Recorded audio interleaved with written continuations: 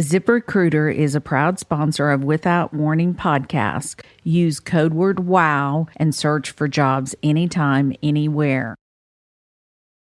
The Lauren Agee case was hastily closed by authorities, but many questions remain. Come behind the curtain with private investigator Sheila Wysocki as she uncovers the truth about what happened to Lauren. This is Without Warning. Warning. The following episode contains details about sexual violence and elements that are graphic in nature.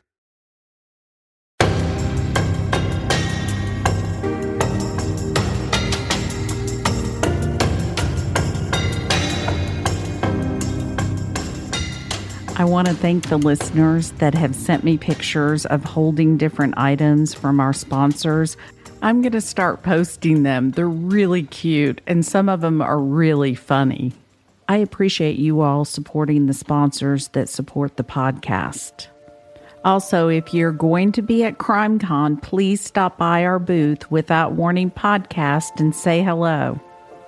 On the last episode, you heard from attorney Tom Shaw out of Dallas, Texas. On this episode, you're going to hear questions from criminal justice interns and listeners.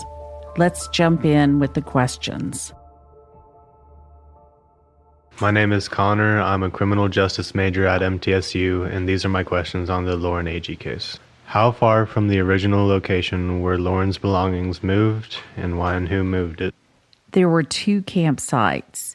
In between the campsites, there was a gully. So campsite 1 was on the left. Campsite 2, which was the main campsite, was on the right. In between there was a gully. Lauren's shoes and sleeping bag were photographed on the right. Chris Yarchuk went to the left initially, and that's where he saw Lauren's shoes, phone, jacket, and purse. How far between? I'm not quite sure, but it's a significant amount. I don't know who moved them. We'll never know unless somebody talks. How can Sheriff Ray claim the facts from the autopsy report led him to believe Lauren fell when the autopsy report was likely incorrect in finding that she drowned because no water was in her lungs and she was found floating? Sheriff Patrick Ray has made it completely clear that he doesn't care what the facts are. He only cares how he's portrayed in the media. With the knowledge that Aaron Lilly bites during sex, bite marks were found on Lauren's body. If Lauren was raped, could it have been on or near her sleeping bag, and can that still be tested for DNA evidence? Two things about that question, Connor. First, we don't know who the bite mark belongs to. The campers have all taken the fifth. Secondly, all the evidence is gone and never collected. Lauren's sleeping bag never came back from the campsite. According to one of the interviews, Hannah Palmer said she knew what happened. Could this not be some kind of obstruction of justice since she pled the fifth? I'm not an attorney, but it does make you wonder if she forfeits her right to plead the fifth. But she does have a constitutional right to plead the fifth. My name is Ellie, and I am a criminal justice major at MTSU. And here are my questions on the Lauren Agee case. My first question would be, how did Lauren's body end up in the water? We don't know how Lauren got into the water, but we do know that based on science, she would not have ended up in the second cove. What makes the evidence look like a fall instead of the murder? Jeremy Taylor and Sheriff Ray called it a fall immediately without getting any of the evidence. Had Jeremy Taylor and Patrick Sheriff Ray gathered evidence, they would have been able to compare if Lauren had fallen off the cliff or if she was pushed or what happened. Had they looked for blood or gone around the cliff and taken the time to look for any blood or struggles or broken twigs. Where did she fall? Where is the location where she actually died? How do they back up their theory on what happened to Lauren? Did they test a dummy and take it to different locations to see if it was physically possible for her to fall or be pushed or to be thrown? How can you prove it was a murder and not a fall? Bodies that are found alone are supposed to be treated as a homicide. You rule out homicide first. Had evidence been gathered where they found exactly where Lauren was pushed or shoved or fallen, whatever backed up their theory, find the twig with blood on it. Find the rock with blood on it. Where did she receive the blunt force trauma? The evidence was on the cliff, or if it wasn't on the cliff, it was on her body. Process her body. So in order to prove whether it was murder or an accident, they could have gathered all the evidence, gotten the DNA if there was on her body. They could have done a rape kit. They could have tested Lauren's sleeping bag. They could have found where the blunt force trauma happened.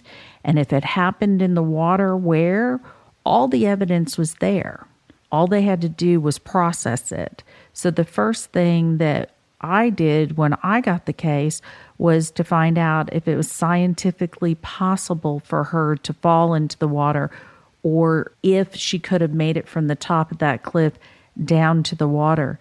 Taking a dummy and having it tossed and thrown and pushed over and over again in different areas to see if it was physically possible. Had the police done that, they would have figured out that no, she didn't fall from the top of the cliff as everyone was saying. The evidence is in the science. The science needed to be collected, and it wasn't. Why did Aaron and Hannah plead the fifth?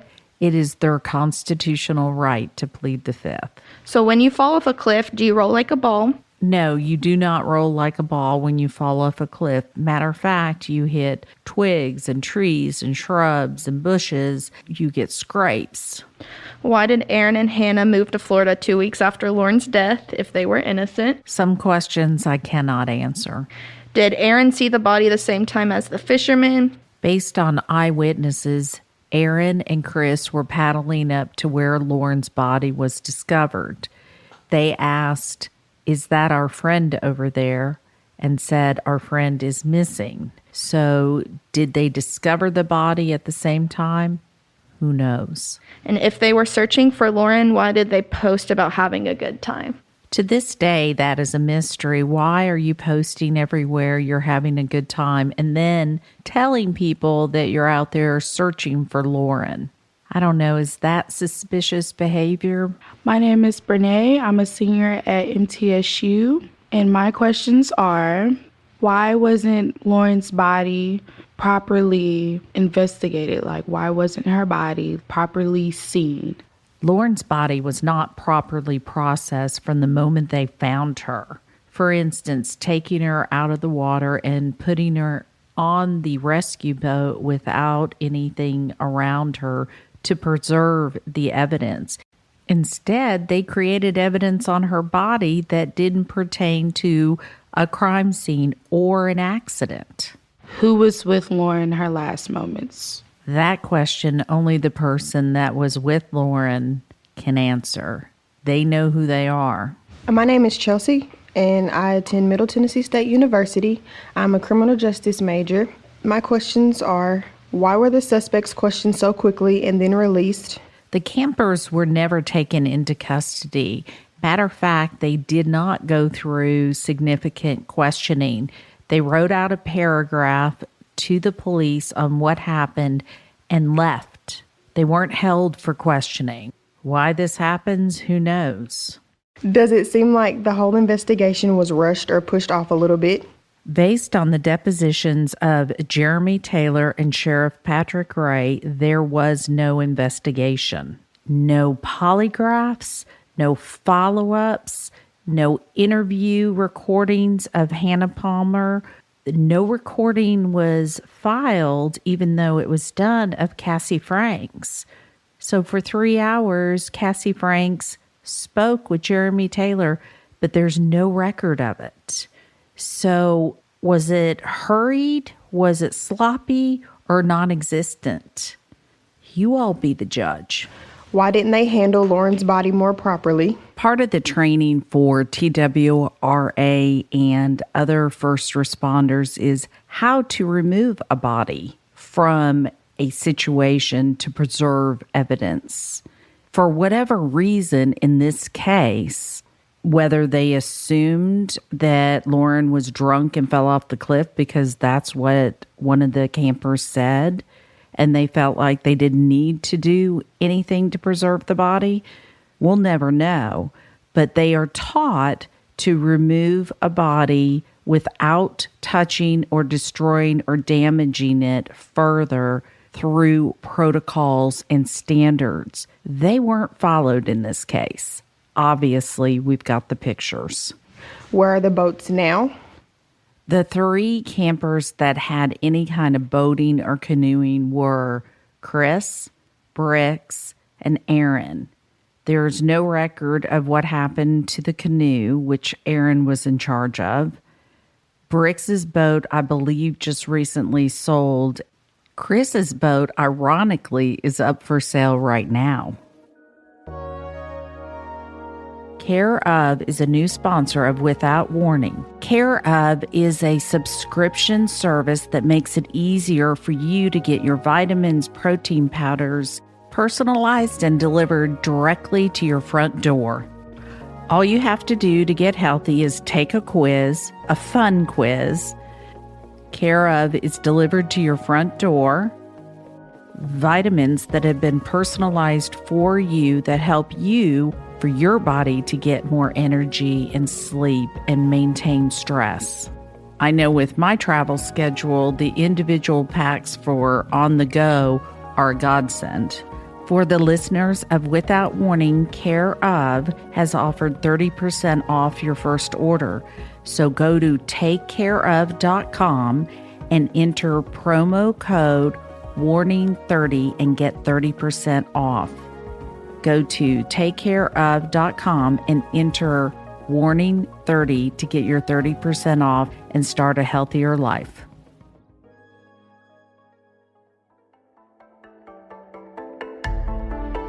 Daily Harvest is a proud sponsor of Without Warning podcast. Daily Harvest started as a company to take care of food so that food could take care of us. I just recently had some surgery, and I knew on the way home that I had Daily Harvest nutritional food to nourish me. I needed good food to take care of me physically, mentally, and emotionally. I also needed good food that would be quick and easy and nutritional. Daily Harvest fit the bill. Daily Harvest is meticulous about the food that they choose, where it comes from, and they guarantee the freshest nutrients will stay locked in you. When I got home, I knew I could check the box of fresh, quality, good food that would help me recover. Go to daily-harvest.com and enter promo code WOW to get 3 cups free in your first box.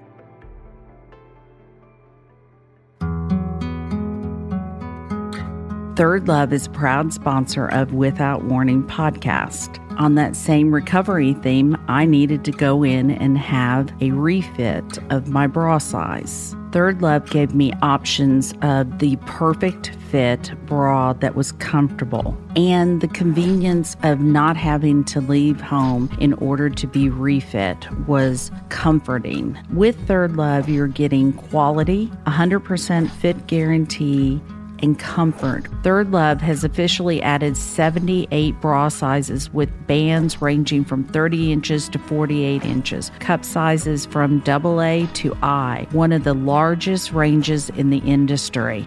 Third Love knows there's a perfect bra for everyone, so right now they are offering my listeners 15% off your first order. Go to thirdlove.com/warning now to find your perfect fitting bra. Again, go to thirdlove.com/warning for your 15% off today. My name is Emily. I go to Middle Tennessee State University, and I'm a criminal justice major. How did her body end up in the cove when the current was the opposite direction? That would have been a question for the first responder, Jeremy Taylor, Sheriff Patrick Ray, to have asked. Unfortunately, they did not ask that question. How did it end up in the cove? We know by science that Lauren Agee body did not end up in that cove based on the current. The only assumption that could be made was Lauren was placed there. She did not fall off the cliff and end up floating there. So how did she get there? Why would she leave her shoes if she got up to go to the bathroom? Let's play that scenario out in your head. Lauren wakes up. She needs to go to the bathroom per the campers. She's on a cliff. Last seen, one of the stories is with Chris. So she gets up. He doesn't feel her. She decides not to put on her shoes, even though she's on top of a cliff. She's not a camper. She likes things to be comfortable. But that moment, she decides not to put on her shoes. And she's going to walk to the pee area. So she would have to go from the first campsite down the gully to the second campsite, the main campsite, because it's behind the tents. Does that make sense?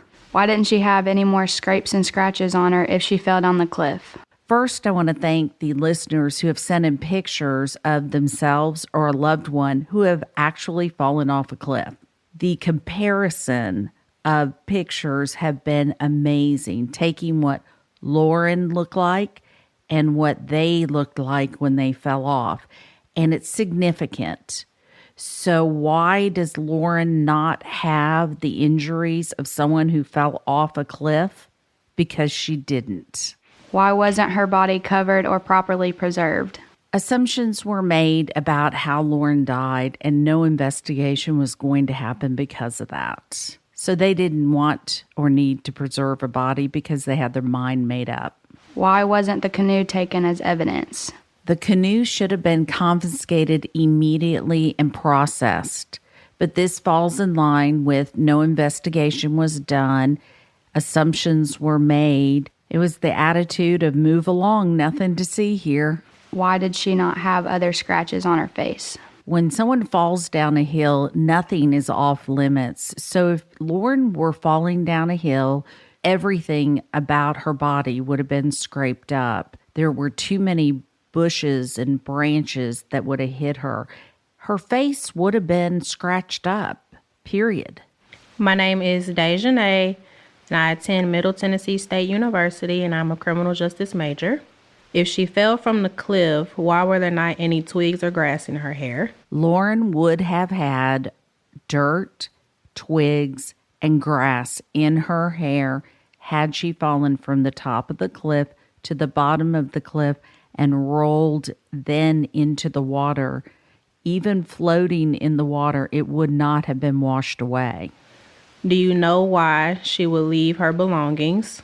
Knowing what I know about Lauren now, I do not believe that Lauren would walk away from her phone, her purse, and her clothing. Why were all the suspects held together?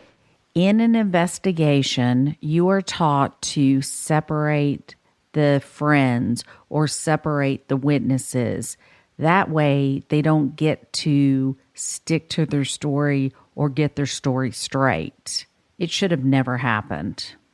What makes this case different than any other case when it comes to handling evidence? This case will be studied for years on how the evidence was handled. What's different about the way the evidence was handled in Lauren's case? It wasn't done properly from the moment they found her body. She wasn't processed. Her civil rights were stomped all over in this situation. They didn't use proper protocols, standards, or techniques to remove her body, potentially adding to her injuries. The obvious one is not doing a rape kit or scraping underneath her fingernails. They didn't notate that she was hemorrhaging in her throat. That's a clue, guys. They didn't notice that her nose was broken. Again, another clue. This is where I get very upset. It is the responsibility of the person taking the paycheck or the tax dollars to do their job. The medical examiner, the sheriff's department, the detective, Tennessee can do better. My name's Jonathan. I'm a senior at MTSU. My major is criminal justice with a minor psychology. One of the first questions I had was, what happened with the whole polygraph test? Like, did they never have to go back and get it, or did the detective tell them they didn't have to do it? Aren't the polygraphs an interesting part of the story? You have a detective, homicide detective, telling the family that he has set up polygraphs with the kids, and they've all agreed to take them. They're supposed to come in, it was a Friday, to take them. And then Sherry Smith has the nerve to ask about the polygraphs. Well, that evidently was very upsetting to Jeremy Taylor. He said that they have lives too, and they didn't make it. So the campers who have lives of their own never took the polygraph. The other behind-the-scene polygraph story is that Sherry Smith was told by Sheriff Patrick Ray and Jeremy Taylor that she could find her own polygrapher. Think about that. The sheriff's department is telling Sherry to get a polygrapher for them because I guess they don't have the resources in Tennessee to get a polygrapher. So none of the campers ever took a polygraph. My next question would be, is I'm wondering how her ribs got broke. Now, I know that they can possibly happen from a fall, obviously. The one thing I love about crowdsourcing justice is things like this that come up. Jonathan pointed out where her ribs were broken. And of course, it was at the controversial V area, which has been settled. But what came from that was the observation of how Lauren's body was put on the rescue boat, and potentially that her ribs were broken at that time. So we will be exploring that. That would be a big problem if her ribs were broken because of her body being mishandled. Was there any kind of tools around the campsite or the crime scene, or any kind of like obvious rocks or like a big stick or something that looked like it could have been used to as I guess you could say like a murder weapon or whatever? If there was anything like that ever taken into account as like evidence or anything? In an investigation, you would look for items like that, a rock, a stick, a weapon, to see if there was any kind of blood or tissue on it. But that was not done. No items were processed from that scene. When they found her and she had her clothes on and anything, was there any kind of like tears in her clothing, either from maybe falling down a cliff or maybe getting in a fight with somebody? The pictures we have of Lauren's clothing do not show grass stains, rips, twigs, dirt, or any stains on her clothing as someone would expect if you fell down a cliff. Would the boats from Wakefest, as they were going by fast or slow, would the wake from them and the waves, would that be able to push the body where Lauren's body was found? The Wakefest event would not have been a factor of where Lauren's body was found because it was 6 miles from the location of the cove. What is the hand dominance of all the individuals? Do we know that? As in, if somebody was maybe hitting her in the head with something, was she being hit in the right side or the left side? You know, Aaron, Hannah, are they right or left-handed? Does anybody know that? The only one I have confirmation on is Aaron Lilly, and he is right-handed. I'm sure the listeners can help with Bricks, Chris, and Hannah. I have some listeners' questions that we're going to go over right now as well. Mary asks, is the police officer still employed as a police officer? If Mary is referring to Jeremy Taylor, he is not employed in DeKalb County. However, during his deposition, he was employed in another county as an officer. Katrina wants to know, is there a possibility that Aaron and Hannah were smart enough to know that if they were married, they wouldn't be required to testify against one another? It would be a guess on my part whether or not they knew that, but they are both represented by attorneys. Janice said, makes me wonder how many times the police ran the same test or any other test to draw their conclusion. We know through Sheriff Patrick Ray's deposition and Jeremy Taylor's deposition that no tests were done. Benna asked, the boathouse people had a bathroom, so why didn't Hannah go to them first, as she kept saying Lauren was probably peeing? In order to get over to where the boat people were, you would have to take the canoe, and the canoe was still at the bottom of the cliff, so no one left the cliff.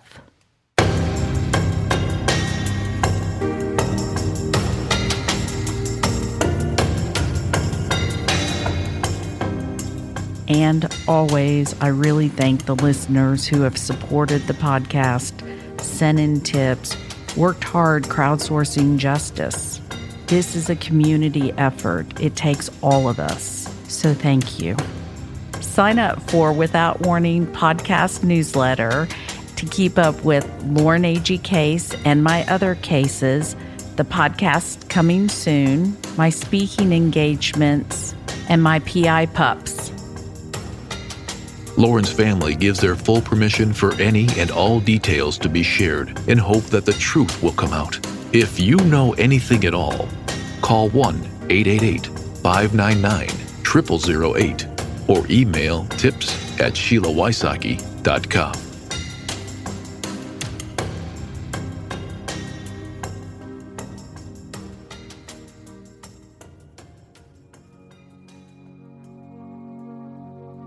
Fleur is a proud sponsor of Without Warning podcast. Even if you spritz on perfume every day, you may not think about what's actually in it. That's why I'm excited about Fleur. They make stunning, non-toxic perfumes, and they list all the ingredients online. I like transparency. This company tells you exactly what you're getting. You get a good scent with clean ingredients, and they have a sample process that's just fun. And I know some of the listeners have gotten it and told me and emailed me their choices, and so we've been comparing. Go to fleur.com today and use promo code WOW to get 20% off your first custom Fleur sample set. Pick 3 scents to try and get credit towards a full-size bottle of your favorite. That's promo code WOW at fleur.com to get your sample set. 3 Fleur fragrance samples at 20% off. Fleur.com promo code WOW.